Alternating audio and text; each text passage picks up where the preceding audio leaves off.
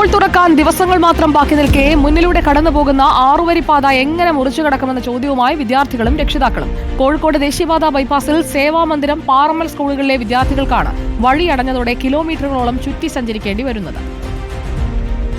6 വരെ ദേശീയപാതയുടെ നിർമ്മാണം പൂർത്തീകരിച്ച് വാഹനങ്ങൾ അതിവേഗം ചീറിപ്പാഞ്ഞു തുടങ്ങി. എന്നാൽ കോഴിക്കോട് ബൈപ്പാസിന്റെ അരികിലുള്ള സ്കൂളുകളിൽ പഠിക്കുന്ന വിദ്യാർത്ഥികളുടെ ആശങ്കകൾക്ക് ഇതുവരെ പരിഹാരമായിട്ടില്ല.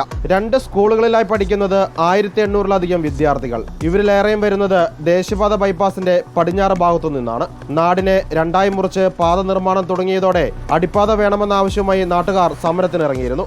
എന്നാൽ പ്രതിഷേധം കണക്കിലെടുക്കാതെ അടിപ്പാതയില്ലാതെ ദേശീയപാത നിർമ്മാണം പൂർത്തീകരിച്ചു. സ്കൂളുകളിലേക്ക് വിദ്യാർത്ഥികൾക്ക് എത്തണമെങ്കിൽ അഴിഞ്ഞലം, രാമനാട്ടുകര അടിപ്പാതകൾ ചുറ്റി 5 കിലോമീറ്റർ കറങ്ങണം. 35 മീറ്റർ ക്രോസ് ചെയ്യേണ്ടടുത്തുനിന്ന് ഇപ്പോൾ 2.5 കിലോമീറ്റർ അങ്ങോട്ടും 2.5 കിലോമീറ്റർ ഇങ്ങോട്ടും 5 കിലോമീറ്റർ ചുറ്റിട്ടാണ് ഇപ്പോൾ ഇവിടെ കുട്ടികൾ എത്തുന്നത്. അത് തന്നെ വാഹനം ഏർപ്പെടുത്തുക അത്രയും വലിയൊരു പ്രയാസത്തിലാണ്. ഞങ്ങൾ ഏകദേശം ഒരു 2.5-3 വർഷത്തോളമായി അണ്ടർപാസ് ആക്ഷൻ കമ്മിറ്റി എന്നുള്ള രൂപത്തിൽ ഞങ്ങൾ സമരപരിപാടികളും നിവേദനങ്ങളൊക്കെ ആയിട്ട് കൊടുത്തിട്ട് മന്ത്രിയായിട്ട് നേരിട്ട് കാണാനും ഉള്ള അവസരം കിട്ടി. ഫുട് ഓവർ ബ്രിഡ്ജ് ആണ് ഞങ്ങൾക്ക് വേണ്ടത്. പക്ഷേ ആ ഫുട് ഓവർ ബ്രിഡ്ജ് ഞങ്ങൾക്ക് സാധാരണഗതിയിലുള്ള ഒരു ഫുട് ഓവർ ബ്രിഡ്ജ് ആയതുകൊണ്ട് കാര്യമില്ല. ഞങ്ങൾക്ക് വേണ്ടത് ഞങ്ങൾ മന്ത്രി നിതിൻ ഗഡ്കരിയുടെ അടുത്ത് സമീപിച്ചിരുന്നു. അപ്പോൾ അദ്ദേഹം അന്ന് പറഞ്ഞത് നമുക്കൊരു ഓട്ടോറിക്ഷ പോകുന്ന തരത്തിലുള്ള ഒരു ഫുട് ഓവർ ബ്രിഡ്ജ്, ബൈക്കും ഓട്ടോറിക്ഷയും പോകുന്ന തരത്തിൽ, അത് ഉത്തരേന്ത്യയിലൊക്കെ ആ തരത്തിലുള്ളതുണ്ട്. അതിൻ്റെ വീഡിയോ വരെ ഞങ്ങൾക്ക് കാണിച്ചു തന്നു. പക്ഷേ നമ്മൾ വിചാരിച്ച രൂപത്തിൽ അണ്ടർപാസോ ഫ്ലൈ ഓവറോ അല്ലെങ്കിൽ പോലും ആളുകൾക്ക് അങ്ങോട്ടും ഇങ്ങോട്ടും പോകാനുള്ള സൗകര്യങ്ങൾ ഉണ്ടാവുമെന്ന് കരുതിയോടെ ഞങ്ങൾ അതിന് അനുമതി കൊടുക്കുകയും, പക്ഷേ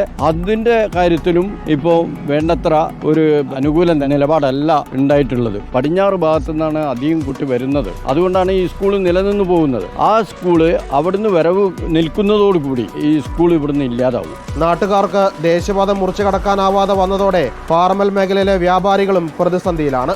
വീഡിയോ ജേർണലിസ്റ്റ് മഹേഷ് കുമാറിനൊപ്പം reporter Sinoj Thomas, in reporter, Kozhikode.